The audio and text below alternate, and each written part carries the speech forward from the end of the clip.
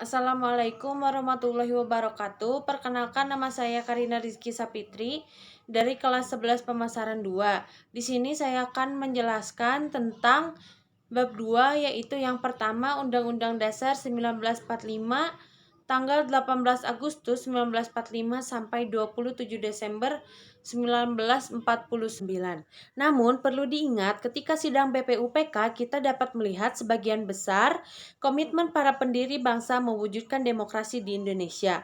Hal ini dapat diketahui dari perjuangan Muhammad Yamin dengan usulan asas peri kerakyatan dan IR Soekarno dengan usulan mufakat atau demokrasi tentang dasar negara Indonesia merdeka.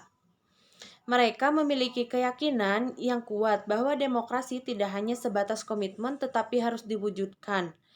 Undang-undang dasar ini sebagai dasar hukum yang bersifat mengikuti meskipun dikatakan oleh Soekarno masih bersifat sementara, mengingat situasi, kondisi, dan kebutuhan yang mendesak saat itu. Konstitusi ini terbagi menjadi 3 bagian. Yang pertama ada mukadimah konstitusi yang dinamai bagian pembuka. Kedua, batang tubuh konstitusi yang terdiri atas XP bab dalam 36 pasal. Dan yang ketiga, ada bagian penutup konstitusi yang terbagi atas bab XPI pasal 37 tentang perubahan Undang-Undang Dasar aturan peralihan dalam IV pasal dalam 2 ayat. Dan yang kedua, ada Undang-Undang RIS 27 Desember 1949 sampai 17 Agustus 1950. Konstitusi RIS secara resmi mulai berlaku pada 27 Desember 1949. Dasar hukum pemberlakuan Konstitusi RIS adalah Keputusan Presiden RIS 48 tanggal 31 Januari 1950 pada 27 Desember 1949.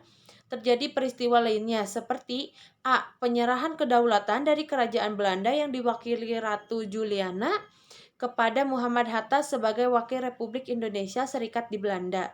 B. Penyerahan kedaulatan dari Republik Indonesia kepada Republik Indonesia Serikat di Yogyakarta.